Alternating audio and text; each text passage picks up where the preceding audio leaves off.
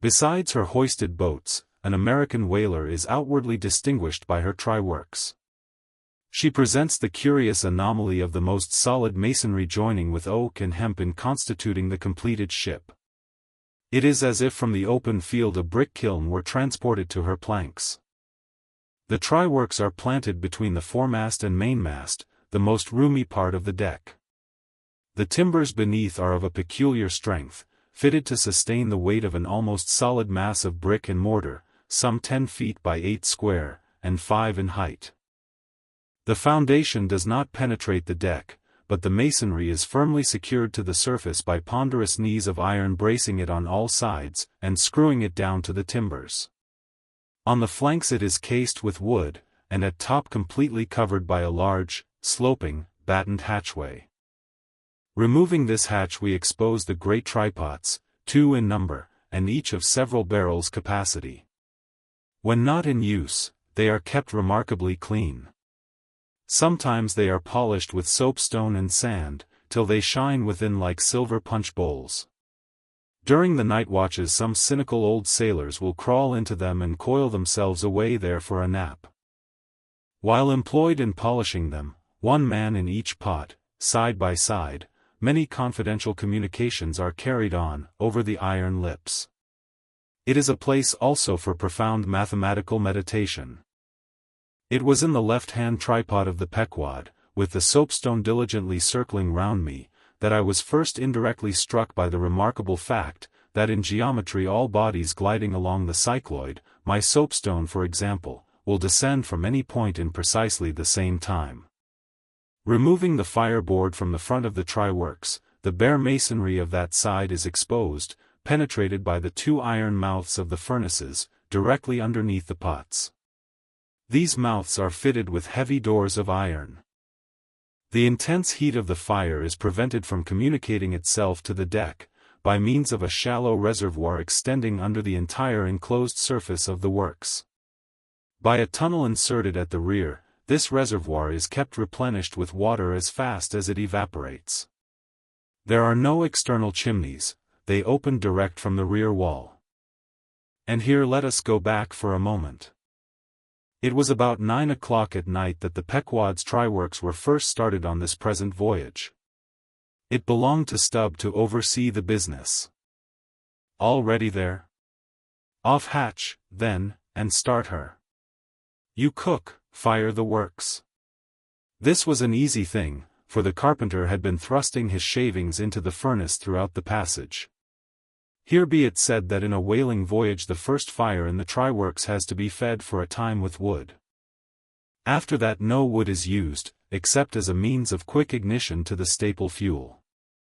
In a word, after being tried out, the crisp, shriveled blubber, now called scraps or fritters, still contains considerable of its unctuous properties.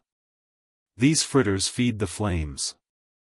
Like a plethoric burning martyr, or a self-consuming misanthrope, once ignited, the whale supplies his own fuel and burns by his own body. Would that he consumed his own smoke! For his smoke is horrible to inhale, and inhale it you must, and not only that, but you must live in it for the time. It has an unspeakable, wild, Hindu odor about it, such as may lurk in the vicinity of funereal pyres. It smells like the left wing of the Day of Judgment, it is an argument for the pit. By midnight the works were in full operation. We were clear from the carcass, sail had been made, the wind was freshening, the wild ocean darkness was intense.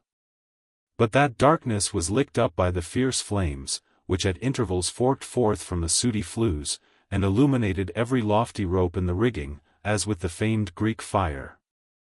The burning ship drove on, as if remorselessly commissioned to some vengeful deed. So the pitch and sulphur-freighted brigs of the bold Hydriote, Canaris, issuing from their midnight harbors, with broad sheets of flame for sails, bore down upon the Turkish frigates, and folded them in conflagrations. The hatch, removed from the top of the works, now afforded a wide hearth in front of them.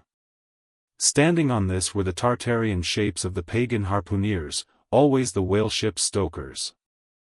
With huge pronged poles they pitched hissing masses of blubber into the scalding pots, or stirred up the fires beneath, till the snaky flames darted, curling, out of the doors to catch them by the feet. The smoke rolled away in sullen heaps.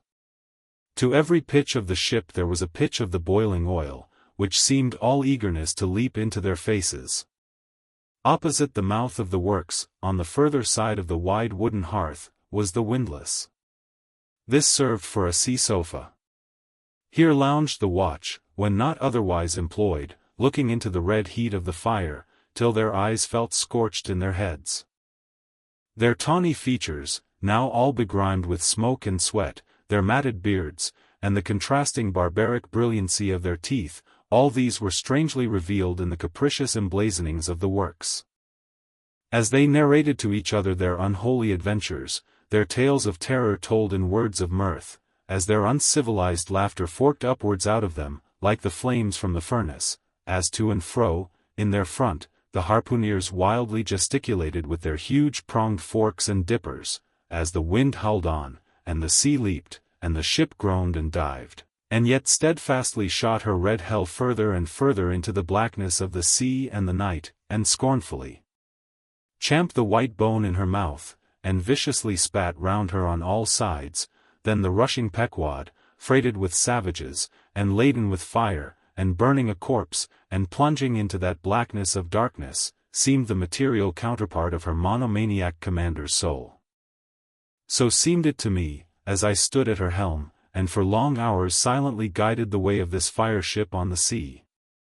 Wrapped, for that interval, in darkness myself, I but the better saw the redness, the madness, the ghastliness of others.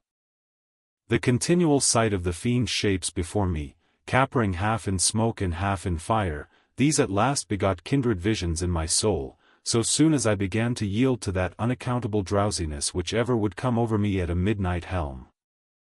But that night, in particular, a strange, and ever since inexplicable, thing occurred to me. Starting from a brief standing sleep, I was horribly conscious of something fatally wrong. The jawbone tiller smote my side, which leaned against it. In my ears was the low hum of sails, just beginning to shake in the wind. I thought my eyes were open. I was half conscious of putting my fingers to the lids and mechanically stretching them still further apart. But, spite of all this, I could see no compass before me to steer by, though it seemed but a minute since I had been watching the card, by the steady binnacle lamp illuminating it. Nothing seemed before me but a jet gloom, now and then made ghastly by flashes of redness. Uppermost was the impression, that whatever swift, rushing thing I stood on was not so much bound to any haven ahead as rushing from all havens astern. A stark, bewildered feeling, as of death, came over me. Convulsively my hands grasped the tiller, but with the crazy conceit that the tiller was, somehow, in some enchanted way, inverted. My God! What is the matter with me? Thought I, lo! In my brief sleep I had turned myself about, and was fronting the ship's stern, with my back to her prow and the compass. In an instant I faced back, just in time to prevent the vessel from flying up into the wind, and very probably capsizing her. How glad and how grateful the relief from this unnatural hallucination of the night, and the fatal contingency of being brought by the lee. Look not too long in the face of the fire, O man. Never dream with thy hand on the helm. Turn not thy back to the compass, accept the first hint of the hitching tiller, believe not the artificial fire, when its redness makes all things look ghastly. Tomorrow, in the natural sun, the skies will be bright. Those who glared like devils in the forking flames, the morn will show in far other, at least gentler, relief, the glorious, golden, glad sun, the only true lamp, all others but liars. Nevertheless the sun hides not Virginia's dismal swamp, nor Rome's accursed Campagna, nor wide Sahara, nor all the millions of miles of deserts and of griefs beneath the moon. The sun hides not the ocean, which is the dark side of this earth, and which is 2/3 of this earth. So, therefore, that mortal man who hath more of joy than sorrow in him, that mortal man cannot be true, not true, or undeveloped. With books the same. The truest of all men was the man of sorrows, and the truest of all books is Solomon's, and Ecclesiastes is the fine-hammered steel of woe. All is vanity. All. This wilful world hath not got hold of unchristian Solomon's wisdom yet.